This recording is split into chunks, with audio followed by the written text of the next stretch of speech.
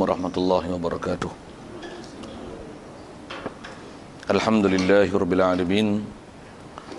Wassalatu wassalamu ala asyrafil anbiya'i wal mursalin wa ala alihi wa sahbihi ajma'in. Subhanaka la ilma lana illa ma 'allamtana innaka antal alimul hakim.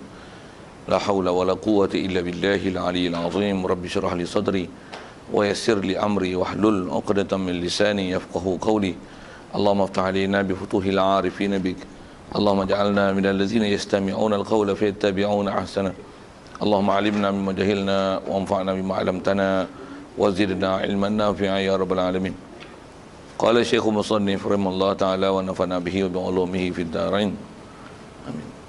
Kita muka surat 6 kata Musannif rahimahullah ta'ala, dan kelimanya mengerjakan haji atas orang yang kuasa kepadanya akan jalan. Maka tiada wajib pergi haji atas orang yang tiada kuasa pada hissi, seperti tiada ada belanja, atau tiada kuasa pada ma'nawi, seperti diambil cukai, dan jikalau cukai itu sedikit sahaja sekalipun.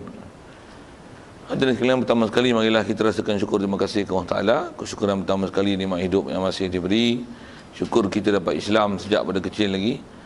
Syukur juga Allah Ta'ala lembutkan dan mudahkan hati kita untuk menerima semua ajarannya. Dengan itu kita boleh taat patuh pada perintahnya, meninggalkan larangannya, dan dimudahkan dan dilorongkan kita hadir ke majlis-majlis ilmu. Dengan ilmu tersebut dapat kita mengenal dengan pasti apa ajaran yang dibawa oleh Nabi kita Muhammad sallallahu alaihi wasallam, dan dapat kita membenarkannya di hati kita dengan sebenar-benarnya, dan kita yakin dengan seyakin-yakinnya apa yang dibawanya. Dengan dapat kita yakin dan membenarkan di hati apa saja yang dibawanya, itulah dikatakan iman. Syukur kita hidup dalam keadaan Islam, iman gini. Begitu juga syukur atas kesihatan, kelapangan masa diberi, juga hidayat taufik yang masih dikekalkan dapat kita hadir. Dengan itu dapat kita hadir untuk menunaikan dan meneruskan program bacaan kitab kita ni. Kita nak mulakan dengan kitab Paku Iman ni, insya-Allah. Kita dalam masjid ni ada peluang mendapat iktikaf. Syarat iktikaf tak sah, mesti ada niat. Kalau tak berniat lagi tentang kesengajaan keberadaan kita dalam masjid ni, niatkanlah. Mari kita niat sama-sama. Lepas niatnya, sahaja aku iktikaf dalam masjid ni, Allah Ta'ala. Kata musannif, dan kelimanya mengerjakan haji. Apa yang kita nak sambung ni ialah bahagian hujung, bahagian akhir dalam bab rukun Islam yang kita dah bicara itu, dari segi definisinya, apakah dia Islam, rukun dengan makna rukun ataupun macam mana, dan di manakah dengan makna rukun, dan kebanyakan dengan makna rukun dengan makna benda besar. Kita dah bicara dulu, jadi kita nak sambung ni adalah sedikit yang kita tangguhkan dalam bab rukun Islam yang kelima tentang haji. Kerana ada perkara yang nak sentuh sikit itu, dia nak syarah panjang sikit. Baik, kata dia yang kelimanya daripada rukun Islam ni adalah mengerjakan haji. Baik.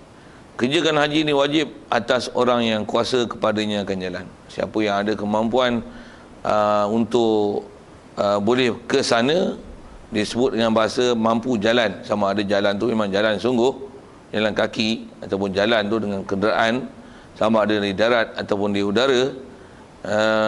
Kalau ada kemampuan barulah ada kewajipan untuk mengerjakan haji tersebut. Kalau ikut bab haji, masyhurnya disebut dalam kitab, syarat itu dizahirkan, dinyatakan. Sedangkan dalam bab-bab lain juga kalau ikut bersyarat untuk jadi wajib tu. Bab zakat pun ada syarat untuk jadi wajib. Begitu juga Ramadan, begitu juga sembahyang, begitu juga syahadah, begitu juga syarat dan rukun untuk mengesahkan setiap ibadat. Begitu juga perkara yang boleh membatalkan dia. Semuanya ada huraian di situ. Cuma dalam kitab-kitab selalunya bila mensyarahkan bab rukun Islam ni, terutamanya bila sebut haji mesti disebut syarat untuk menyebabkannya diwajib. Kalau bab lain dia tak sebut.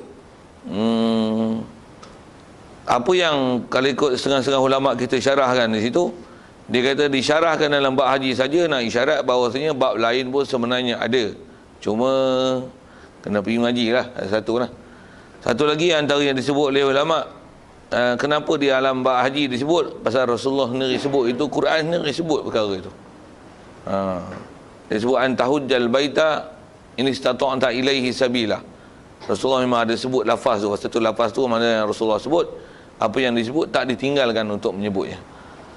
Itulah sekali lalulah untuk menunjukkan kata kenapa syarat itu disebut, sedangkan dalam ibadat lain pun syarat, terma dan syarat itu memang ada, dan kena belajar elok-elok bagaimana persyaratan dan rukun-rukun serta perkara yang boleh membatalkannya. Dengan ada pengetahuan kita dalam bab itu, barulah kita boleh memeliharanya dan memastikan bahawasanya pelaksanaan tersebut adalah betul dan tepat macam mana yang dikehendaki.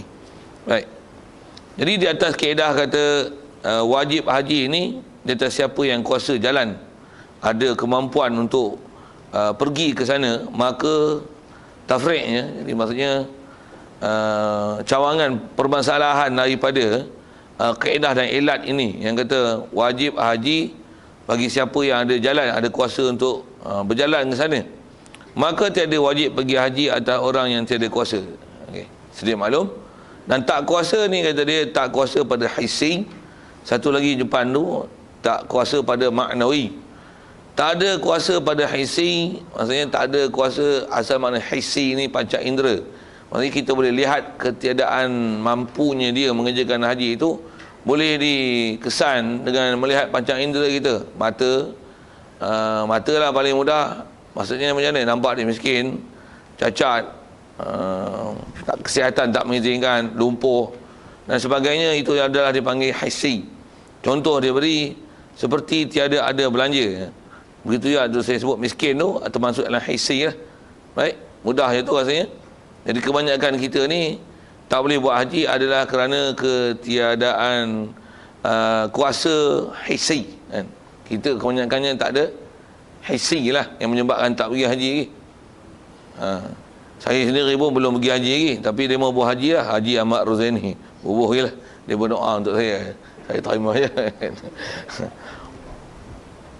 Dia mau tak boleh datuk di depan ni. Perangan pula lah. Haji dia mau berkata, rata-rata pilih surat dia Haji Ahmad Rozaini, Haji Ahmad Rozaini, Haji Ahmad Rozaini. Dia mau tolong doa tu, dia kata. Ke dia mau nak tawar saya pergi haji, beri. Sikitlah melawak gitu. Oh, style lebih tu kan, nampak macam haji lah. Oh, tu tak haji lagi. Haji pun tak pakai gini. Oh, yelah, biarlah. Biar kan, realiti kita je yang tahu lah. Biar kita. Okey. Baik, itu saya panggil tak mampu hissi. Baik, perkara yang dia sebut kedua ni, yang ni kata nak panjang ni, pasal bab hissi ni sedia orang maklum kan. Macam mana pun sedikit pada hissi tu, ada isu yang sedikit ditimbulkan baru ni tentang berhutang pergi haji kan. Kita sedia maklum maksudnya kalau kita belajar kitab dengan tertib ulama sebut, kita tak disuruh berhutang untuk pergi haji, tak adalah. Bahkan istilahnya jangan kata berhutang, bergolok gadai pun tak disuruh. Faham bergolok gadai? Apa benda bergolok gadai tu benda? Jual habis apa, ada tanah apa, rumah semua jual pergi haji. Oh, tak disuruh gitu. Tak disuruh gitu. Maksudnya bukan, kalau nak buat je buatlah, tapi atas kata suruhan, tuntutan tidak. Dengar, tera tu kata sendiri tu. Bergolok bergadai jual habis bendang kebun getah, kebun sawit apa semua jual. Rumah-rumah apa semua jual pasal nak pergi haji. Sedangkan itulah rumah dia, itulah kebun tempat dia mencari nafkah, katalah itu. Kalau rumah tu ada 10 biji dia golok gadai, tu memang bukan golok gadai, memang kena jual. Rumah banyak melampau. Sikit syarahan di situ kan, mudah je rasanya boleh faham tu. Tak susah mana nak faham fiqh tu. Jadi kalau kata sendiri, kalau rumah tu pula rumah tempat tinggal dia, dijual tu nanti dia balik pada Mekah, dia menyewa kebun getah dia, dijual tu dia pergi Mekah, nanti dia balik terpaksa ambil upah dengan orang. Tak disuruh gitu. Tak disuruh gitu. Sikit lagi kalau tambah tu. Kalau kebun ekor tu 1000 ekor, jual lah sebahagian nak pergi haji. Weh, 1000 ekor. Kan. Bahkan 1000 ekor tak jual tak apa. Alas titik je pun getah satu pokok 1000 ekor. Boleh pergi haji lah. Boleh, faham tak? Tak berkerti juga, tak faham lah tu. Macam mana? Dia? Cerita tu lah, tu hutang tu.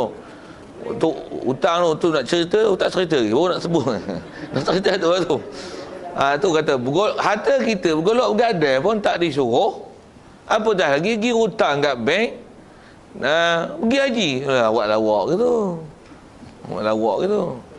Dari segi haruslah, tapi tak payah keluarlah statement tu, malu kan. Buat statement bodoh. Dia seolah-olah kot dia ada apa nak sebut royalty kot kan.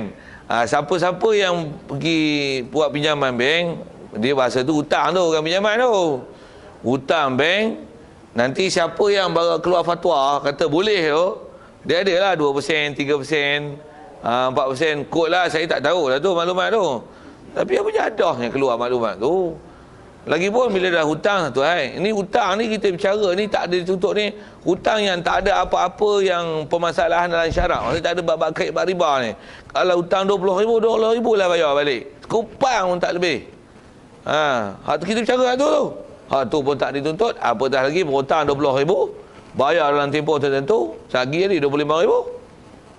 Apa jadahnya buat benda rukun Islam kelima, tapi terlibat dengan riba, buat benda haram. Duit tu halal, tapi dengan sebab dia melibatkan dengan hutang tu, nanti dia kena bayar lebih. Tu haram. Kalau duit tu duit haram, memang satu salah besar, dua kali salah tu. Dah lah buat benda tak betul. Tu duit pula sumber haram. Dua kira ni haram. Saya ngaji dulu, kalau ni tuan guru ni, tuan guru haji cik ni, kalau buat benda haram itu, pergi haji buat benda haram, dia kata apa? Siap pantunnya. Kata dia, buat gulai burung but-but, makan bersama dalam talam. Kata dia, kalau nak tahu haji mardut, kalau nak kenal haji mardut, buat haji dengan benda haram. Sedap dia bu. Lebih kurang gitulah, lama tak dengar cakap dia tu, lupa lah. Buat gulai burung but-but, mana boleh makan.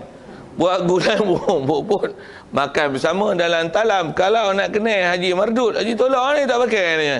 Apa dia? Buat ihram, buat haji dengan benda haram. Siap, tolak, awal lagi. Haji mardut lah tu. Duit apa? Duit riba. Duit apa? Duit loteri. Duit apa? Duit toto. Tu. Duit brim lah, duit brim. Sikitlah tanya tu.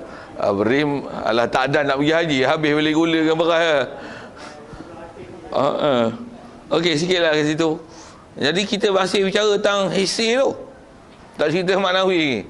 Jadi kalau tak ada mampu, yang hissi itu yang bahasanya tak disuruhlah kepada kita untuk berhutang-hutang, tambah pula melibatkan dengan bank, dengan ada riba-riba gitu. Tak ada lah, tak pernah disuruh dalam syarak. Kita mengerjakan haji dengan cara begitu. Okey, selesai. Yang keluar pula menteri di Jabatan Perdana Menteri. Allah, legend. Ustazah tu yang cakap tu kan. Yang antara keluarkan kenyataan boleh tu. Ustazah yang kata tu lah, yang jadi pensyarah UAE dulu tu. Yang bahagian ilmu wahyu tu, ustazah tu lah kata boleh katanya. Okey, itu satu masalah kemampuan di situ. Ataupun kata dia tiada kuasa pada maknawi, ataupun tak kuasa ni, tak kuasa pada maknawi. Istilah maknawi ni maksudnya dia nak tengok dengan panca indera tak boleh. Dari segi tengok kederat, jadi maksudnya hissi tu tak boleh sampai dengan panca indera. Kita bukan tengok dengan mata, tengok keadaan dia miskin, kaya, dah. Itu bukan istilah maknawi, itu hissi. Maknawi ni macam mana? Maknawi ni maksudnya perkara yang bersifat makna. Maksud dia macam mana? Tengok badan sihat, duit banyak, tapi tak wajib pergi. Kenderaan ada, tapi tak wajib. Pasal dia istilahnya tak kuasa pada maknawi. So, contoh dia bagi sini, seperti dia ambil cukai. Ambil cukai boleh bayar tak? Boleh bayar tak? Oh, soalan tak apa faham kot, umum sangat. Boleh bayar tu. Cukai ni, ambil cukai ni halal tak? Umum cukai ni lah haram. Kalau ada orang istilah cukai pun dalam Islam, dia bukan cukai tu istilahnya jizyah. Yang orang sebut cukai kepala, cukai pertanian, al-unsur tu. Panjang nak bahas satu-satu tu. Yang tu bukan cukai, demo yang bahasa cukai kan. Kalau apa niat dia orang bubuhkan bahasa tu ke cukai, saya tak tahulah. Tapi kalau ikut tu bukan cukai. Yang tu memang ada persyariatan dari Islam, sabit dengan Quran dengan hadis tentang hukum tu, hukum bayar jizyah tu. Jadi cukai ni apa? Cukai lah minta apa-apa bayaran yang kalau khusus sebut sini, cukai mana? Cukai nak masuk Mekah. Kalau lah ni, kalau setiap permohonan visa untuk masuk ke Mekah, kalau tak Mekah pun mana-mana negara-negara luar, kita daripada Malaysia ni katalah kita nak keluar, untuk memohon visa tu dia kena bayar satu bayaran. Mesti kena bayar. Nah, bayaran tu kalau disebut cukai, dia panggil cukai levy. Tu cukai antarabangsa tu. Maksudnya memang nak jadi peraturan antarabangsa, mana-mana sebuah negara, rakyat ke apa, masuk sebuah negara untuk mendapat apa-apa visa, dia mesti membayar satu bayaran. Memang kena bayar. Memang kena bayar. Baik asing masuk Malaysia pun kena bayar. Satu Malaysia ni antara yang pada dia dianggap itu salah satu sumber kewangan besar Malaysia.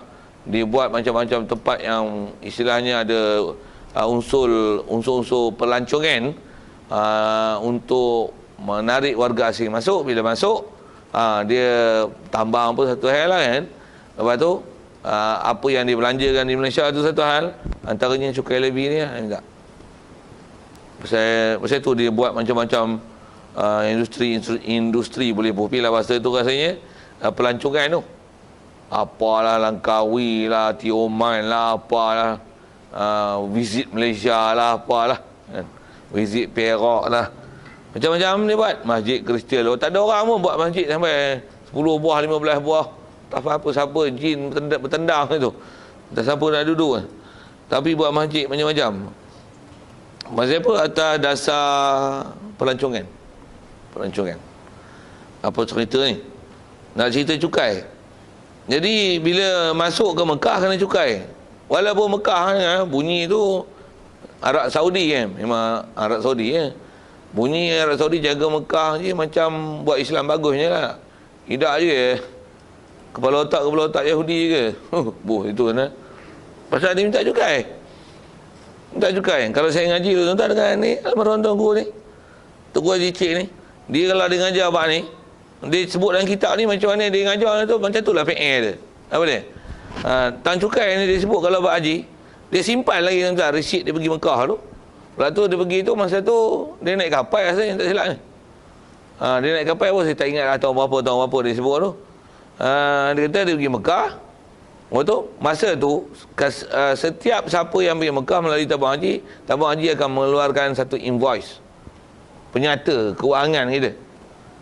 Di mana kalau katalah dulu 6,000 7,000, dia akan tulis tambang kapal, sewa kapal, apa bin dalam kapal tu apa-apa, bayaran makan atas kapal, lepas tu hotel di Mekah, hotel di Madinah, untuk makan minum di Mekah, Madinah, boh tulis semua kan. Apa dia. Last kali dia ada tulis senarai. Apa tu? Tuan-tuan tahu apa dia? Dia tulis cukai Wahabi. Dulu tulis gitu. Dia tunjuk, ni resit aku kata dia pegang tu. Ya, cukai Wahabi yang kata dia. Tulis tu, cukai Wahabi. Berapa tuan-tuan masa dia cerita tu? 500. 500. Baik, nak cerita cukai tu ya. Cukai ni dia segi kaedah, dia hukum penjamun.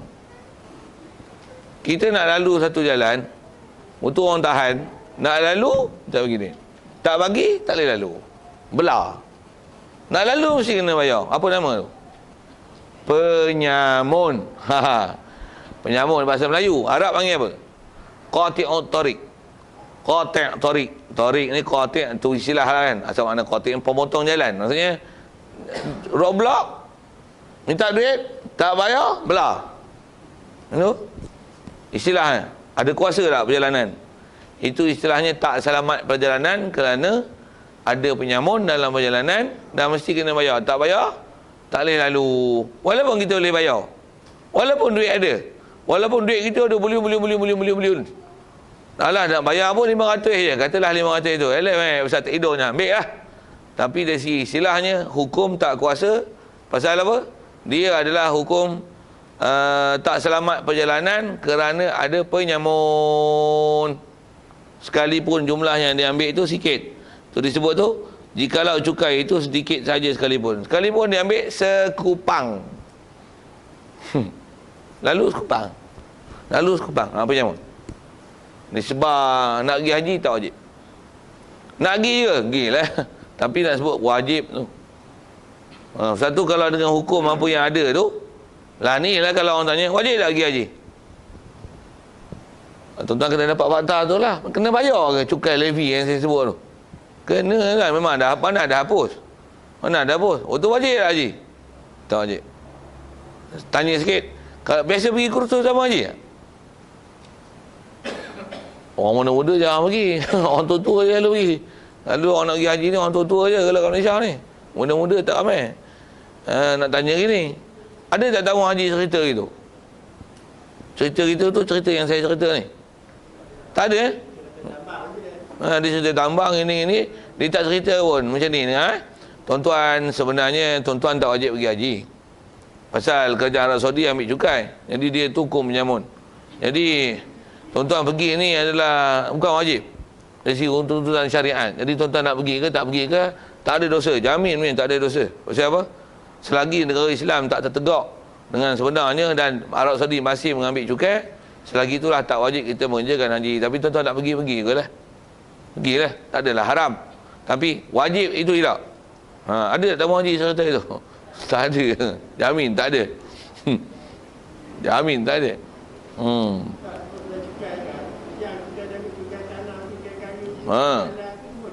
Ya. Bagus soalan tu. Dari kaedah kita lah syarat benda-benda cukai tu salah. Tak ada istilah bayaran yang kena bayar dengan sebab benda tu. Cukai tanah, kita ada tanah, sekadar panggil cukai hasil lah.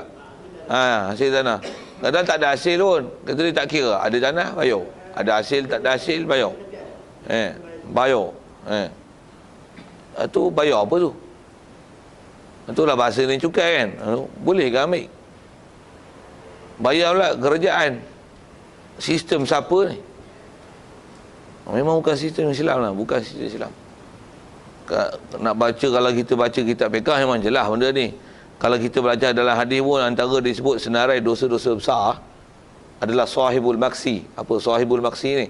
Orang yang ambil cukai. Sama ada yang ambil cukai itu sendiri. Cukai ni kalau sekali lalu tarikh apa dia cukai ni? Cukai ni adalah bayaran-bayaran yang dimohon oleh seseorang, institusi kerajaan kepada rakyat ataupun individu yang bukan ada suruhan syarak dan tuntutan syarak yang mewajibkan kita bayar atas bayaran itu. Bukan atas jalan sewa, bukan atas jalan upah, apa-apa wajah pun tak ada. Tapi dia minta bayaran. Bayaran itu adalah cukai. Satu cukai tanah, cukai pintu, cukai jalan. Lesen kita tu, kita dah lulus lesen. Tapi kan kena dah habis tempoh, kena buat lesen lain kan. Bukan lesen, kena perbarui lesen. Kenapa kena perbarui cukai tu? Kalau ikut adakah macam ni bila kita pandai mandu, habis tarikh tu terus hilang memori, macam memori dicabut. Hilang, tak kerti memandu dah pasal habis tarikh. Oh, tak boleh mandu lah. Ada tak? Tak ada tak? Itu wajib kena bayar. Lah kalau ikut, kalau bayar pun takat tak ada bayar lah. Tak tahu pasal kita memang boleh mandu, mandu lah.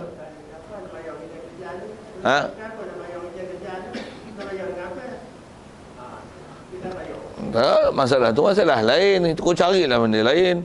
Kalau ikut Malaysia ni kaya, nak syarah kau tu panjang lagi. Nak bayar dengan apa, kalau tak kerti nak bayar dengan apa, tak salah jadi kerajaan aku jadi. Payah gitu. Dah dia kata nak bayar dengan apa, ni persoal kita. Dah kau pegang mana aku tahu kau nak bayar dengan apa, bagi aku mentahnya kata. Oh, payah tu. Dah ditanya gitulah. Nak bayar dengan apa, mana kita tahu, awak pegang, awak bayarlah. Tapi sepatutnya uruslah dengan cara betul ya. Kalau bagi aku ngurus, aku tahulah ngau je kan ngau ni, bagi aku pegang kan. Setahun dah lah tengok aku ngurus kau ni. Sedap oh ya itu. Tak betul cakap ni. Engkau boleh bagi beri 600 setengah. Aku saya silap bagi 65,000 seorang. Ui, sedap itu. Nak ambil duit mana? Yang persoalan lah duit mana? Bagi mentah lu. Kau dah berintah lama dah. Ni pun baru bagi tahun lepas, tahun ni. Alah baru nak sembang 2 tahun baru bagi. 50 tahun merintah baru bagi RM500. Tak kata apa? Sembang kot tu lah. Pasal dia tanya kata ambil mana duit? Masalah tu punya pasal lah. Tapi kaedah kita pengurusan yang betul. Tambah pula kau orang Islam, kau ada peraturan yang sepatutnya kau kena ikut. Jadi antara peraturan Islam tu janganlah istilahnya ambil cukai. Tu rasa nak sebut tu yang tu cukai tu. Jadi apa saya sebut tadi kan lesen tu lah. Jadi lesen, tu insurans, kita belajar bab muamalat esok lagi macam-macam tu. Semua cukai bayaran tak bayaran apa benda lah. AP tak AP lah. Okey, jadi asal kita bicara haji ni cukai tu lah. Cukai yang dimohon oleh Arab Saudi itu Arab Saudi.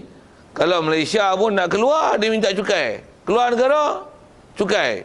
Masuk negara, cukai. Batang tubuh tu pun dia minta cukai. Siap lah. Tubuh haram 2 kali. Itu satu. Itu kalau barang pun masuk cukai. Cukai lah. Masuk kereta luar negara, cukai. Kereta negara kita pun keluar pun, cukai lah. Cukai menentang apa? Tu yang kereta jadi mahal tu. Kalau ikut boleh beli kereta kalau Mercedes lah 100,000 tu, boleh beli 80,000 tak sampai asal. Tiang dia mau nak bagi turun harga kereta dulu pasal nak buang tu. Tu. Tu yang bertikai tu. Jadi masalah bertikai tu apa kita bicara ni tentang hukum jadi salah tu tahu ni. Cukai. Jadi istilah cukai tu maksudnya dia mengenakan bayaran-bayaran yang tak sepatutnya dikenakan kepada kita. Setiap muamalat kita dengan sesiapa pun, dia mesti ada hitam putih kalau istilah syarak ni lah. Hitam putih tu apa? Nak kata cukai ke, hebah ke, sedekah ke, infak ke, apa istilah tu mesti ada. Bayaran tu untuk apa? Wakaf ke? Kalau kata wakaf, cara wakaf. Infak, cara infak. Ni bayar apa? Bayar paksa. Bukan nak bayar pun, terpaksa bayar. Atas dasar apa? Kalau air dan kau pakai memang kena bayar. Api kau bayar, kau pakai kena bayar. Tapi tanah, takkan pakai tanah kena bayar. Tak ada, tak betul. Tanah kita. Kalau tanah dia kita pakai kena bayar sewa, tu betul. Tapi tanah ni tanah kita. Untuk kena bayar kan? Tanah kita pun kena bayar. Tu tak betul. Kalau tanah tu tanah dia minta bayar, betul. Satu kalau kata sikit bab api air ni, kerana orang tanya juga dah sambil tu sebut bila api ni boleh tak kita curi api sebelum wayar dia masuk ke meter tu, kita tarik satu wayar lagi untuk yang tak kena bayar ni. Macam mana pipe air pun yang lepas meter tu kena bayar kan. Ni sebelum meter kita buat T tu korek kita buat T tu, yang ni yang tak bayarnya. Ni pipe air halal, ni pipe air haram. Yang halal tu pasal lalu meter, yang haram tu tak lalu meter. Boleh buat gitu? Tak boleh. Pasal itu air dia. Kau ambil kau kena bayar. Apa jalan kau buat cara istilahnya manipulasi menggunakan air tu, yang bayaran tu sepatutnya kena bayar gitu, kau tak bayar apa yang sepatutnya, salah. Berusaha. Itu salah. Kita bukan tujuan nak menyokong siapa-siapa, tapi nak sebut benda yang betul-betul lah. Yang salah-salah. Yang tu memang kena bayar tu. Bila tak bayar, salah tu. Tapi kalau kata tanah kita kena bayar, tu melampau. Kereta kita kena bayar, melampau. Jalan tu bukan jalan pak dia minta bayar. Cukai jalan pun kena, melampau. Nak sebut tang melampau tu tang mana? Salah tu. Tapi tak dapat tidak kena bayar. Tu yang terpaksa bayar. Bayar pejam mata je lah. Pejam mata. Istilah pejam mata tu maksudnya kita tak reda. Okey, yang tu sukulah sikit panjang sikit ke cukai tu. Asal cukai cerita cukai levy tu je. Yang tu pun kalau ada tak mewajibkan dah untuk kita pergi haji. Jadi kalau tak pergi pun tak berdosa. Okay. Di atas kata tak wajib haji. Kalau orang ada duit banyak mana sekalipun, katalah dia mati, duit tu tak wajib dicabut untuk pelaksanaan haji dia. Pasal apa? pasal tak ada apa yang wajib atas dia dalam bab melaksanakan haji. Nak buat bagi dia, itu buat. Tapi atas nama wajib, tidak. Kita belajar ni, belajar hukum ni. Cuma baca kitab tauhid tapi pekah sikit bunyi kan. Pekah sikit bunyi tu. Macam mana pun kalau ada orang kata tak wajib mengerjakan haji lah ni. Betul tu. Tapi kalau asal-asal rukun haji, haji ialah rukun Islam yang kelima. Kata dia haji tak wajib, memang tak ada rukun Islam kelima, tu menafi hukum, tu murtad lah. Tapi atas disebut haji memang rukun Islam yang kelima, tapi dengan syarat, terms dan condition yang ada lah ni yang menyebabkan tak wajib haji, maka haji tak wajib untuk dilaksanakan sekarang ni. Kerana antaranya sebab ada pelaksanaan cukai. Jadi hukum tak selamat perjalanan, tak sejahtera perjalanan. Bila perjalanan tak sejahtera, maka tak wajib melaksanakan haji. Jawab betul-betul. Jadi kata tak wajib itu di atas kata ada syarat yang tak sempurna.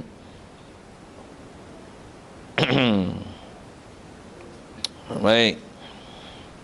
Jadi asal cerita cukai, dan jikalau cukai itu sedikit saja sekalipun, nescaya tiada wajib pergi haji. Tentu sikit soalan. Ada? Buat haji tu. Boleh?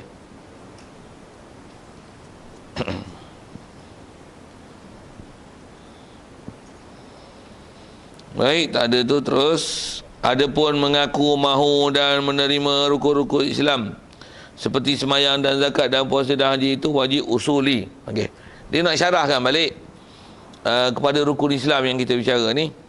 Kata dia ada pun mengaku mahu dan menerima rukun Islam. Jadi mengaku mahu ni, bila sebut mengaku mahu, maksudnya mengaku dengan lidah. Lidah mengaku, lidah menerima rukun-rukun Islam. Contohnya seperti semayang dan zakat dan puasa dan haji itu, dari segi hukum kita orang Islam ni wajib menerima hukum tu, mengaku menerima hukum tu, mengiktiraf hukum tu, memperakui hukum itu adalah wajib usuli. Kita dah jumpa istilah tu hari tu. Wajib usuli dengan mana? Buat berpahala. Dari segi mengaku, wajib mengaku. Mengingkarkan wajibnya adalah kufur. Mengingkarkan wajib dia adalah murtad. Dan nisbah wajib usuli yang lepas juga, dengan apa yang disebut, nisbah kita wajib mengaku mengiktiraf hukum tersebut tanpa apa-apa istilahnya tolak, bangkang, nafi, menidakkan, apatah lagi memperolok, mempersenda, mempermain-mainkan dia. Tak boleh sama sekali. Satu sikit dengan isu sekarang ni, duk masyhur bunyi anti hadis balik kan. Hak Kasih Ahmad tu dah mampu lama dah kalau ikut isu tu kan. Timbul pula kan. Ada pula penyokornya. Dah memang zaman dulu, saya sebut dulu tu, masa tu zaman saya sekolah menengah lagi tu. Saya tak masuk pondok lagi pun. Masa saya tingkatan 4, tingkatan 5 masa tu. Duduk bising isu Kasih Ahmad ni. Apa cerita ni? Antara yang menyokong isu supaya Quran ditafsir semula adalah Tuan Mahathir. Dia antara yang bercakap itu. Dia bersetuju dengan Kasih Ahmad tu. Siapa lah ni bila timbul pada isu tu? Orang yang bersetuju dengan Kasih Ahmad tu siapa? Mahathir. Tu harus Sani pula jadi pelik lah dengan Zamri. Bukan Zamri Menteri Besar. Zamri Hashim kan. Yang Isma tu Milah Mufti tu. Duk pelik lah, macam mana Tuan Mahathir boleh minat? Lah lama dah, kau tak tahu ke? Dulu dia tak duduk Malaysia kot. Sikit lah isu gitu kan. Kok dia sangka Mahathir taubat lah kot kan. Macam mana boleh terikut dengan anti hadis? Alah, demo ni memang tak suka yang tak, pahaman pun bukan ngaji Islam.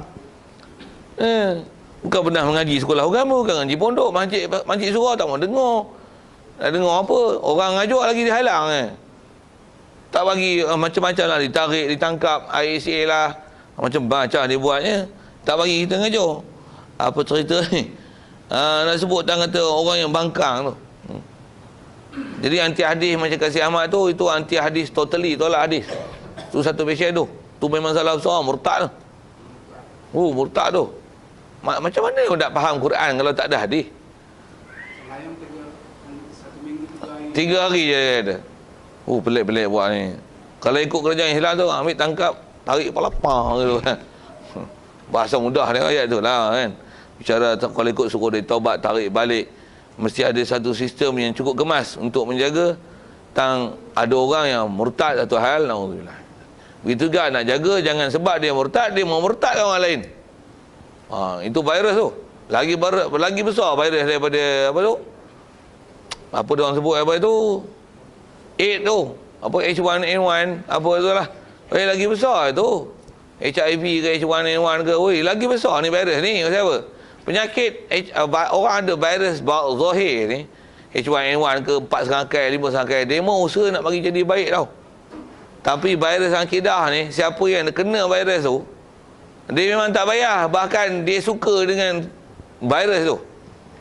Dia suka dengan virus tu, dia syok. Dia tak akan buang virus tu daripada dia, bahkan dia akan mensebatikan virus tu pada diri dia, bahkan dia akan menjangkitkan virus tu pada orang lain. Itu ayat dia kena sebut tu. Tu buat macam mana? Macam mana nak buang? Bunuh virus tu.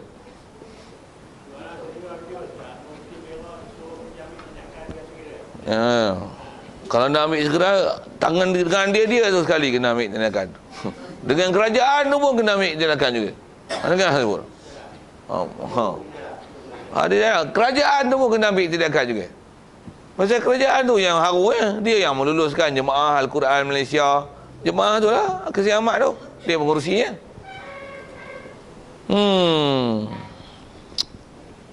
Nak sebut tak anti hadis tu lah. Pasal anti hadis ni ada dua. Tu anti hadis semua. Ada juga anti hadis sebahagian. Ada juga. Siapa? Wahabi. Wahabi pun anti hadis juga. Jangan nak tahu. Syiah mereka hadis. Dia mereka tak ada dia mereka. Tu satu pasien ingat tu. Tu pun salah besar tak. Rasulullah tak kata, dia kata Rasulullah kata. Tu satu pasien. Semua ni pening semua ni. Wahabi pun pening. Dia pun anti hadis juga. Dia hadis mana? Hadis-hadis yang martabatnya dhaif, seolah-olah hadis tu maudhu'. Tu anti hadis tak? Tu yang semayang kalau kita Assalamualaikum warahmatullahi Assalamualaikum warahmatullahi. Ahli neraka. Apa ahli neraka? Tahu mana ahli neraka? Kalau Assalamualaikum warahmatullahi, boom, sapu punggung, tak apa.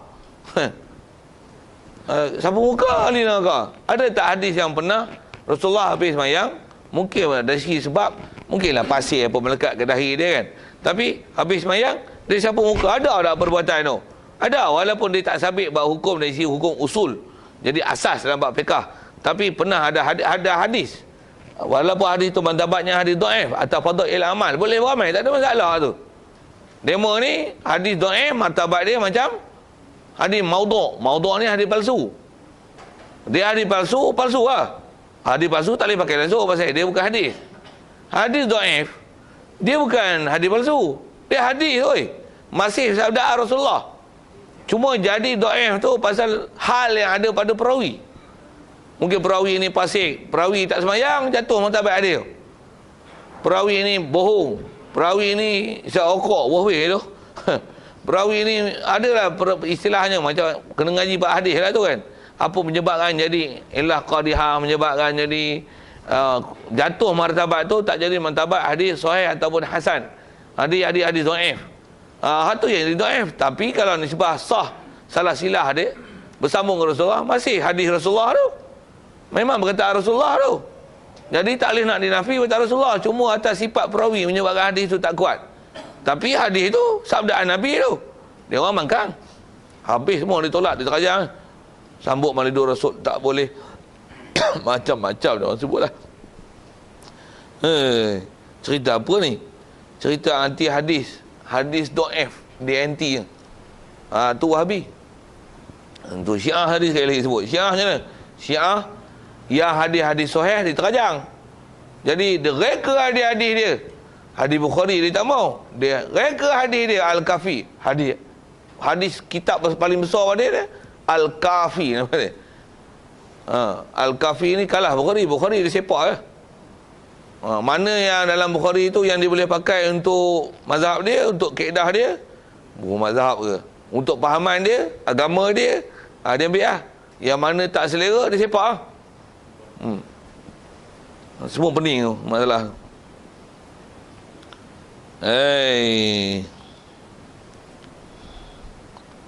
sikit soal, UMNO macam mana UMNO? Jaga weh. Ada isu-isu yang kita pun nak bicara, jangan kata hadis, Quran pun ditolak.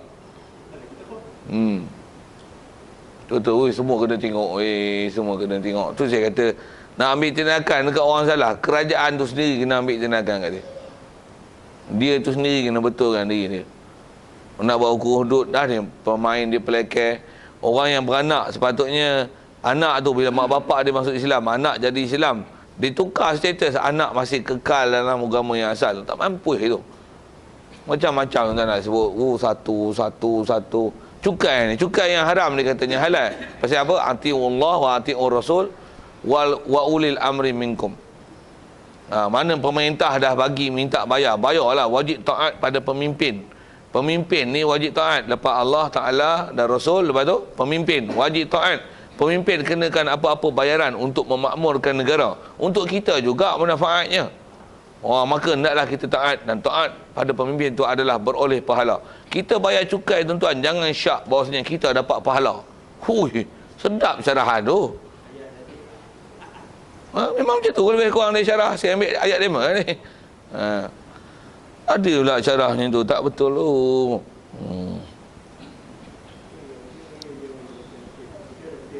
Macam mana betul tu? Best soalan tu. Tapi nak cerita sedikit panjang, macam mana pun nak kata apa yang betulnya. Memang dia kepatuhan ke Allah Ta'ala dan Rasul mutlak. Pemimpin dia ada kait selagi tak menyalahi perintah apa yang dasar dalam Quran dan hadis. Bahasanya mudah gitulah kan. Selagi tak menyalahi hukum hakam Allah Ta'ala, maka ketaatan pada pemerintah wajib.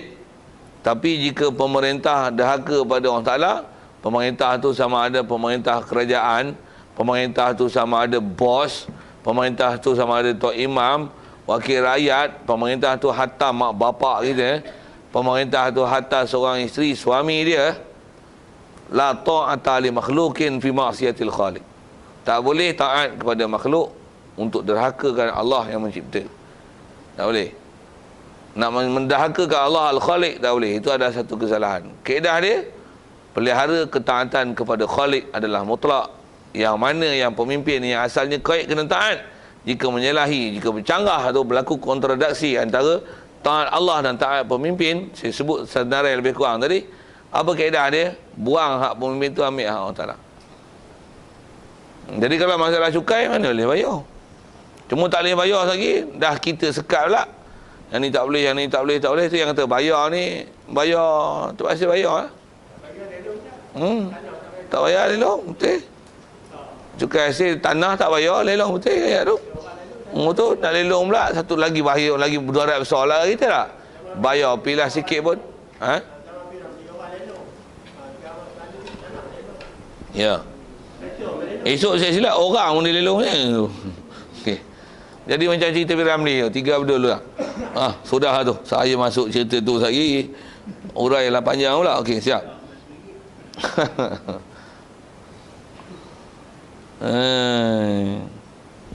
Nak tukar nama pun borang. Satu borang pun RM5. Saya sebut tu, mak saya dalam proses tu, pasal ayah meninggal itu adalah rumah nama dia.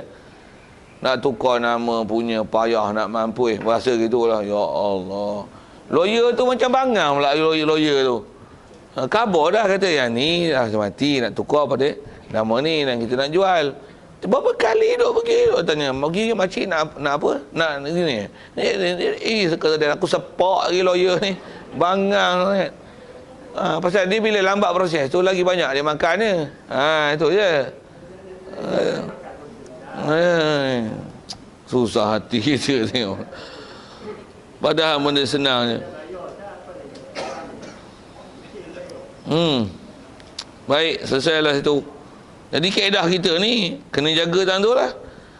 Dari segi kaedah untuk kekalkan status Islam tu, wajib kita mesti mengaku dan terima semua khusus dia sebut ni rukun Islam. Pasal dia benda besar. Benda besar pula dengan istilah disebut lepas. Perkara tu istilahnya benda yang ma'lum fid din bid darurah. Dia lah perkara-perkara yang simply known among the Muslim. Saya lebih kurang cakap orang putih macam itulah kan. They simply known. Ataupun yang common sense among the Muslims. All the Muslim commonly they know about this, about the rukun Islam. Wajib iktiraf dan terima rukun Islam.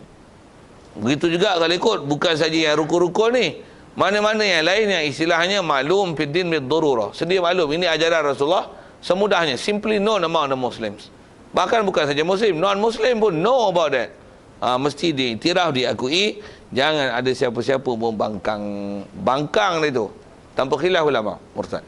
Nauzubillah. Baik. Dari segi hukum, nisbah nak menerima hukum wajib, dan mengerjakannya dengan perbuatan rukun-rukun Islam itu adalah wajib furuk ni. Melaksanakan semayang, puasa, zakat, haji, kita taat tu, buat tu, itu nisbah, istilahnya wajib furuk ni. Mengiktiraf tu, tu adalah wajib usuli. Bagi faham tu. Jadi mengakui hukum itu adalah berakidah. Adapun mengamalkannya, dia buat fiqah sikit lah kalau kita sebut pengasingan tu. Jadi kalau orang tak sembahyang berdosa, tapi tak mengiktiraf, tak mengaku wajib sembahyang, murtad.